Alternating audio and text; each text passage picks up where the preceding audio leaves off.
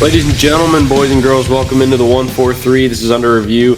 We're coming at you live with episode 194. Nick, how we doing today? We are doing all right. Another week of football. We've got some things to take care of, just rules-wise, as usual.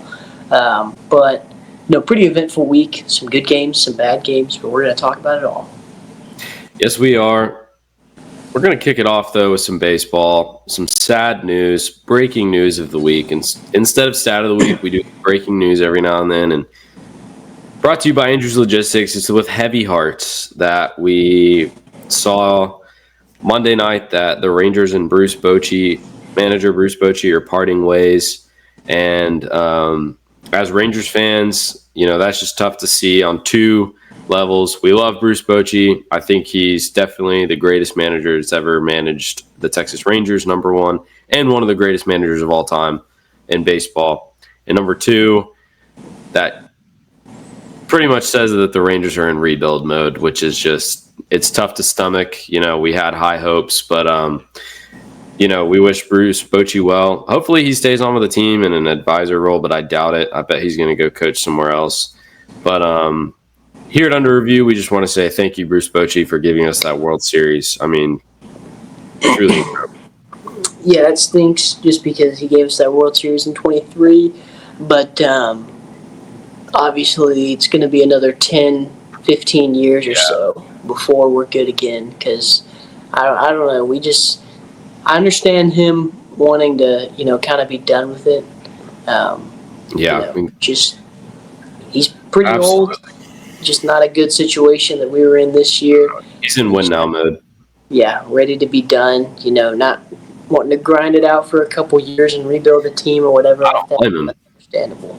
That's understandable. I don't want to rebuild. None of the fans want to rebuild. No, but we're back in drought mode. Like, it's going to be a good, solid while before we're good again.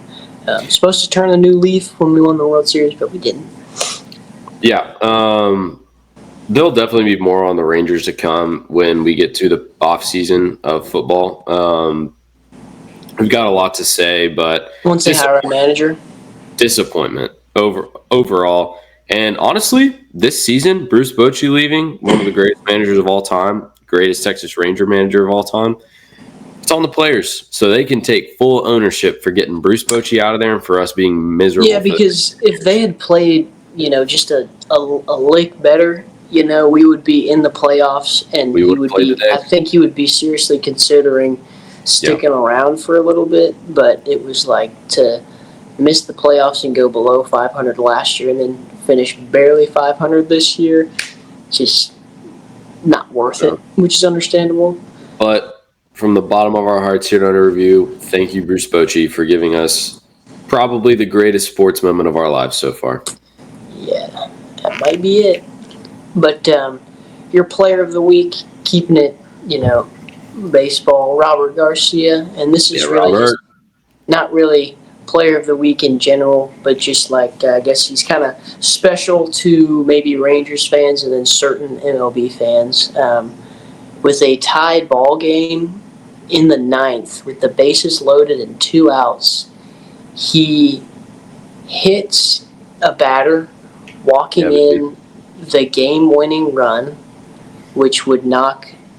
causing the Cleveland Guardians to win, who played today against the Tigers, and knocking out the Astros from the postseason. So that was pretty big. We were, kind of not one. We wanted to lose. We wanted to lose because we needed Cleveland to win to knock Houston out of the playoffs. It's like, if we're going to be done, might as well take some people with us. So, it kind of worked out. Happy to see Houston fans act like we intentionally knocked them out of the playoffs. Maybe we did. I hope we did. I hope so. Whether we did or not, I have no clue. But I'm definitely going to say we did it on purpose because I can't stand the Houston Astros and I really can't stand the fans. So, thank you, Robert Garcia. He deserves player of the week. He pitched awful all season, and I was going to be mad if he just decided to be good all of a sudden. I think, if I remember correctly, we were talking about this earlier, that may have been his first hit by pitch of his career. I think so. Perfect timing. That was the best scenario for that to happen. So, thank you. Absolutely. It's sad that we're celebrating a Rangers loss. Got to take something. That's where we're at. That's where we're at as Rangers fans and where we'll be at for a long time, I think. But moving on to football, NFL, interesting weekend, like Nick said. We're going to dive into it. Start us off with the Chargers visiting the Giants at MetLife Stadium. Jackson Dart out of Ole Miss makes his first start as a New York Giant and as an NFL quarterback. Gets the win, actually. Shockingly, the Giants led for most of this game. Giants defense, a lot of props. The Chargers could not figure it out on offense.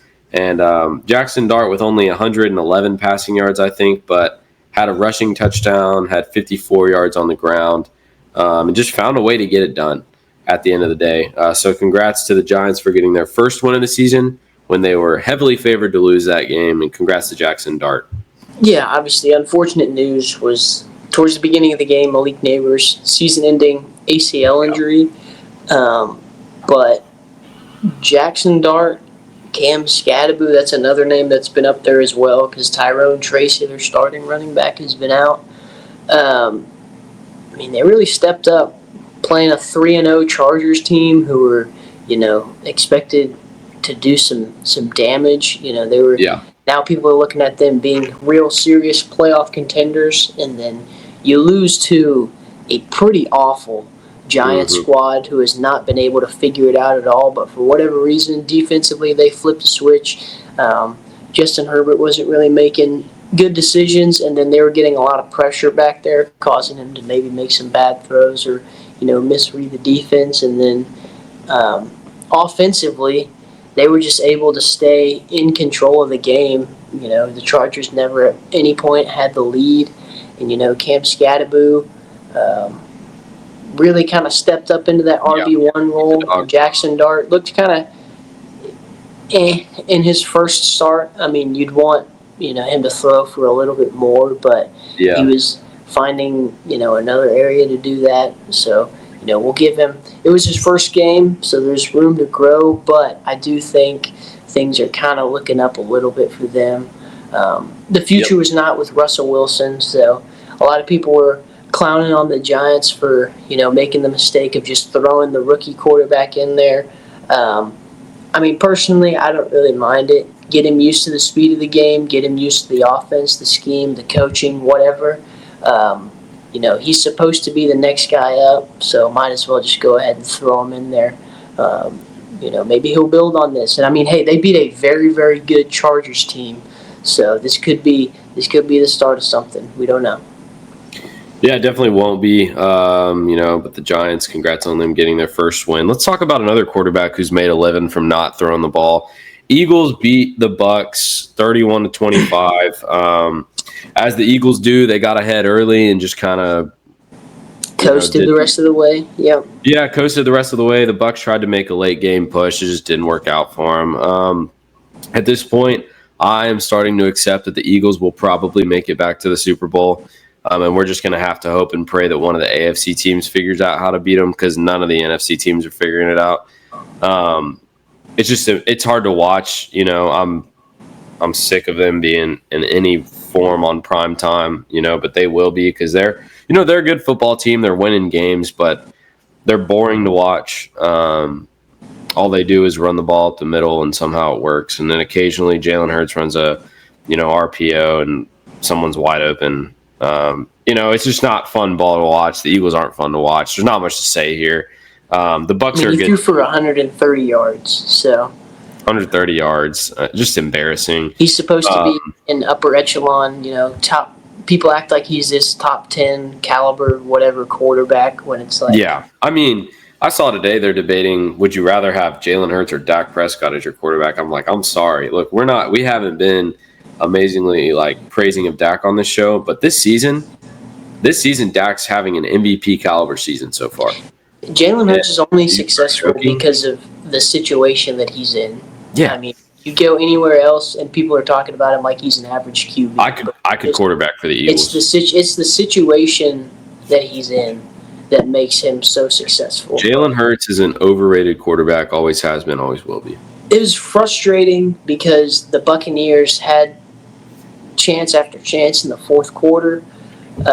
Defense was doing a good job getting them the ball back. They drive down all the way down the field, and then once they get in the red zone, Baker throws a costly pick, and that was kind of supposed to be the game sealer. But defense holds strong again, gets them the ball back, but the Bucks just couldn't do anything in the fourth quarter. They needed a touchdown and they couldn't get one. That's what they've been doing all season long, was driving down the field on those Baker Mayfield game-winning drives, but when they needed it most, they couldn't. They unfortunately could not get one, so the Eagles move on to 4-0. But just not impressed. It really stinks because this is 4 weeks where we've had teams on the doorstep and they just blow it. The Cowboys, you have CeeDee Lamb making some costly drops. Obviously, this week, the Bucks have a chance to go down and score. Rams go up early, can't figure it out. They blow it. And then, obviously, the Chiefs, you have Travis Kelce catching the ball, running almost to the end zone, and then just throwing it to a DB is what it looked like. And they move on to 4-0 because of it. They keep, in spite of everything that's going on, they keep finding ways to win, and it is just such a pain to watch. Bucks will figure it out, though. They're a good football team, and hopefully we'll see the Eagles again in the playoffs and beat them for everyone. But Colts travel to the Rams. Colts were 3-0. Everybody, a lot of buzz. Colts are looking like a good football team. All sides of the ball playing really well. They lose 20-27 to the Rams, another good football team. I don't think this really dictates much in terms of how good the Colts are. Rams are a good football team. Colts are a good football team, and at the end of the day, it came down to a play with 2 minutes left where Matthew Stafford hit Tutu Atwell for an 88-yard touchdown pass. Blown coverage by the Colts, and as well as a costly mistake from second-year player Adonai Mitchell on the Colts, where he celebrated too early with going into the end zone. The ball flies out for a touchback, so they could have had 7 more points there. But Rams look great. Got to give props to Puka Nacua.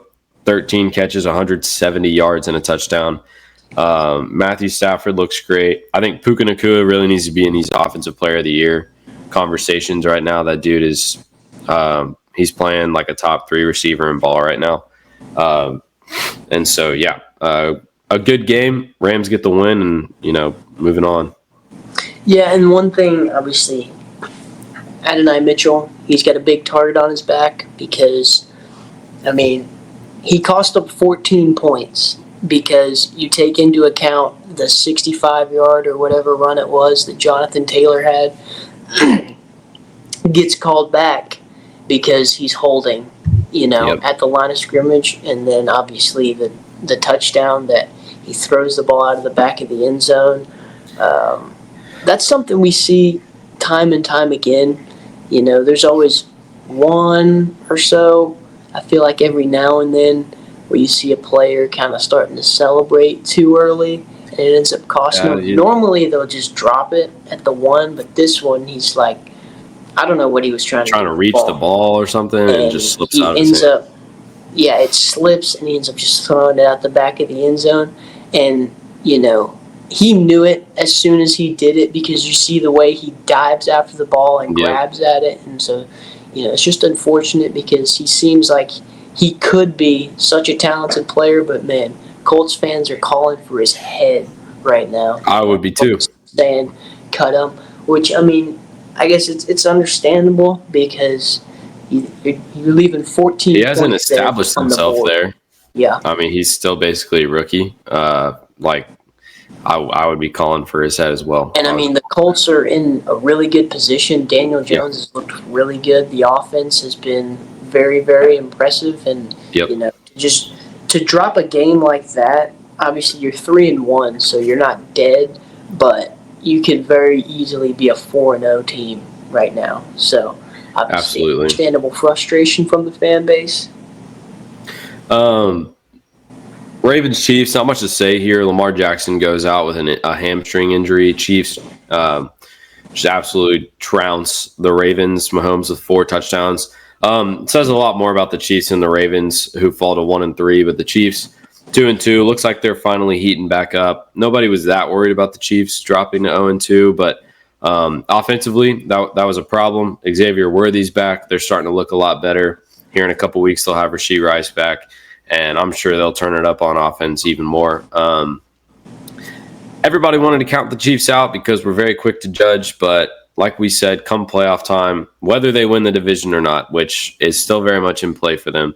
I mean, they're 2-2. You know, everyone was out on them after week 2, and they've won 2 games since then. So, I mean, you know, you can't really put it all on them. Obviously, Travis Kelce and Patrick Mahomes have been, you know, the chemistry has not looked like what we're normally used to, but it's only week 4. You know, there's plenty of season left, and then having Xavier Worthy back is huge because he's, you know, going to be a huge offensive piece for this team. And then their defense looked a lot better. Obviously, Ravens were playing without Lamar Jackson for a portion of the game, but, you know, that's one thing that the Chiefs have kind of had to hang their hat on was the defense and, you know, holding a pretty good offense to 20 points, so good for them.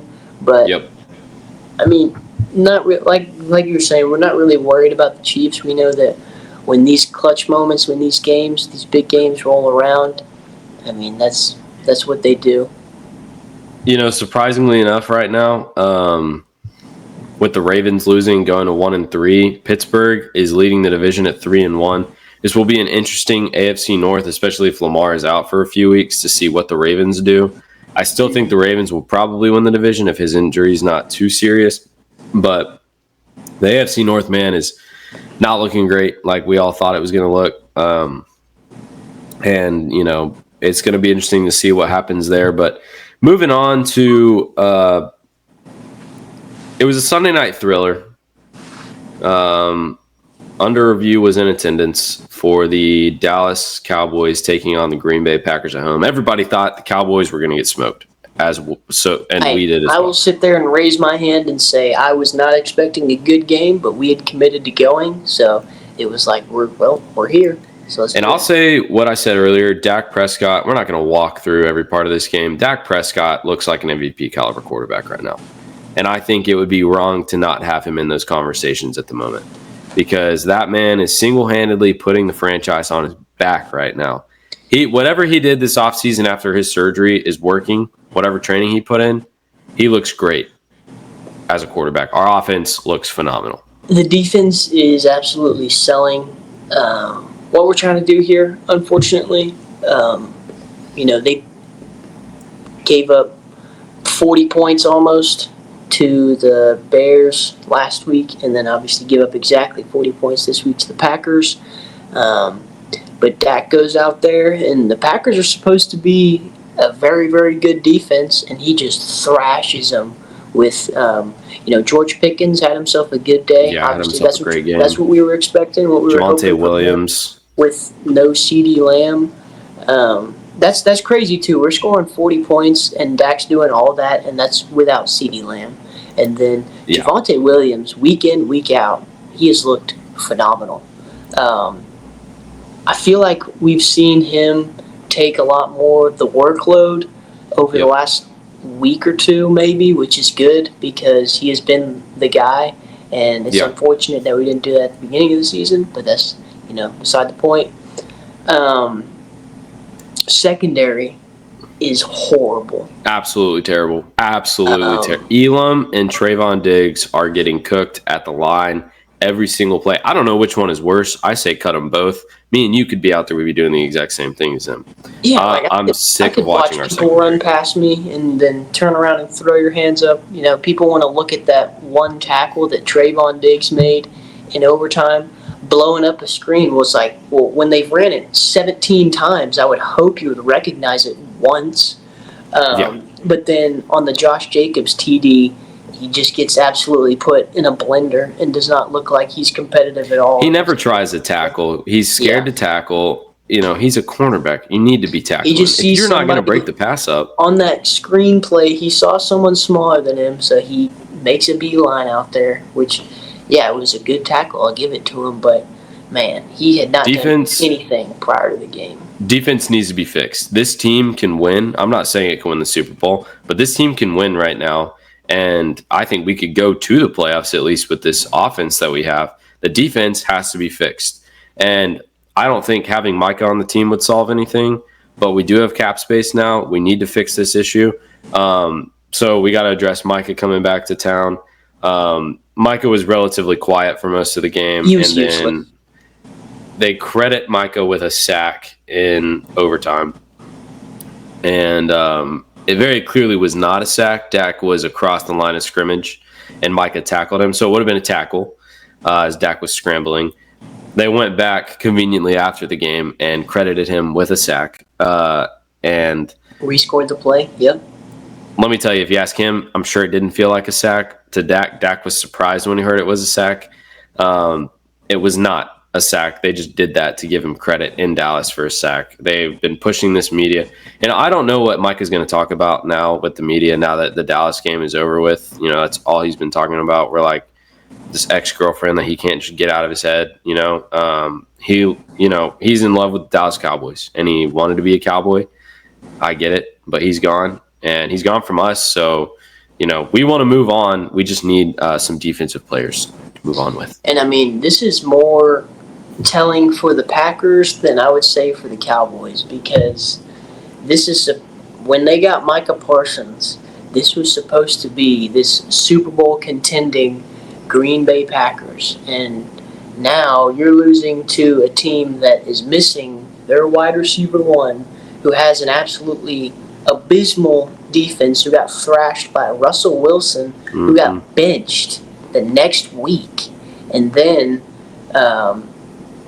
they get annihilated by a Caleb Williams-led Chicago Bears offense. That's who you were letting, run all over you. Obviously, offensively, they were doing enough to stay in the game, but, I mean, they were supposed to win this game somewhat convincingly, just because the way they always play in Dallas just was not the way anyone had anticipated this going. It ends in a tie, which, we didn't mention, but it's the first time, I've ever seen both fans feel like they lost, which essentially is what a tie is where you both feel like you lose. And so the players you could tell they weren't really pumped about tying. Just neither team comes away with a win. Dak said you don't play the game to tie. So if you don't win, it kind of does feel like a loss. And NFL, you got to figure that out. You can't be in ties. No other sport except for soccer has regular season ties. And we don't really want to be like soccer. And soccer fans are happy when they tie. We're pretty disappointed with the tie. And so we got to fix that rule. You got to do something about it. We were floating around the idea of playing around with kickers. A kickoff, Just line them up at the 20 and go, one apiece until somebody makes it, until somebody misses. Like a shootout. 10 yards back. Basically. Boom, boom, boom, boom. Yeah, like a shootout. But you have to do something. At the very least, play overtime until somebody wins or loses.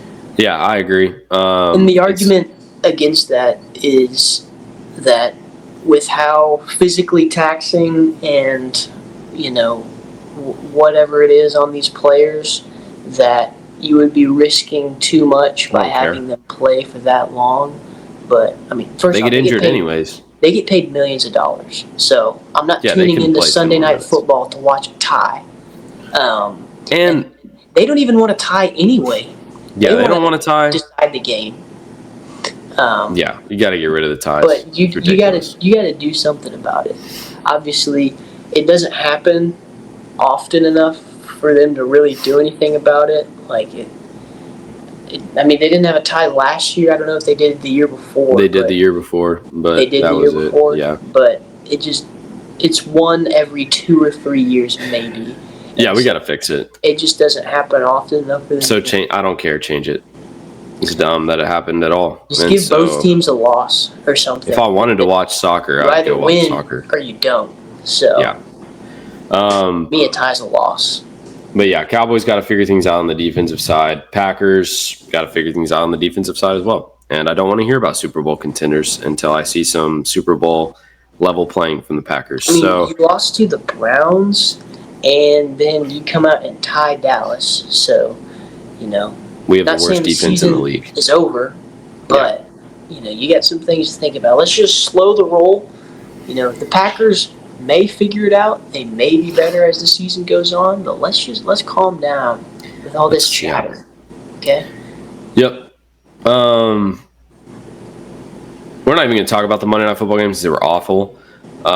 We had 2 0-3 teams playing each other, and then a 1-2 and a 2-1 team, but Joe Burrow was gone, or maybe a 1-2. I don't even know the Bengals record, but Joe Burrow's out. Why are the Bengals in prime time? Why is 2 0-3 teams on Monday Night Football? Get rid of the doubleheaders. Give us one Monday Night Football game that's good. Flex it. You have that ability. Flex the games. Obviously, the only notable thing that happened was Tyreek Hill snapped his leg in half, almost is what it looked like, and is definitely done for the season. But 2 awful games. If the Bengals had Joe Burrow, maybe. But when he's out and they're playing with a backup quarterback, you automatically switch that game. I don't want to see that. Automatically. And then you should from here on out. Jets, Dolphins, neither one of those teams should be playing in a primetime game. That's ridiculous. From here on out, Joe Burrow is not coming back till December. So from here till December, take the Bengals off of primetime. I don't want to watch Jake Browning. Nobody wants to watch Jake Browning. Unless they go out and get somebody. Yeah, which then, sure, put them back in. But there are 2 games that matter more than any of the games, and that's Sunday night and Monday Night Football. And this Sunday night, we've got Patriots-Bills. What is going on, guys? Me and Nick addressed Patriots-Bills before the season started. That's an awful pick. So hopefully it turns out to be a good game, but we got to figure this scheduling Patriots coming off a big week, but they were playing the Panthers, so we don't know if that success is real or not. And then obviously the Bills somewhat struggled a little bit there against the Saints, but I don't think it's going to be like that. I'm sure they'll beat the Patriots. They'll beat the brakes off New England. And and the only game we have. So NFL, let's figure it out. We've only been saying it for 3-4 years. How long has this podcast been going on? We've been saying it since we started, since we had awful sound quality, and we're still saying it. So that says a lot. We fixed our sound quality, and the NFL can't fix their scheduling issues. Yeah, and they got more money than we do. It's so let's figure it out. Let's identify the problems and let's fix them. It's literally that simple. Yep. Here's in their shows and under review. Brought to you a quote from Devontae Adams, and he said, "You have to appreciate the slow grind because success is not going to happen overnight." Ain't that the truth? Keep on grinding. We appreciate y'all tuning in. We will see you next week with another episode of Under Review.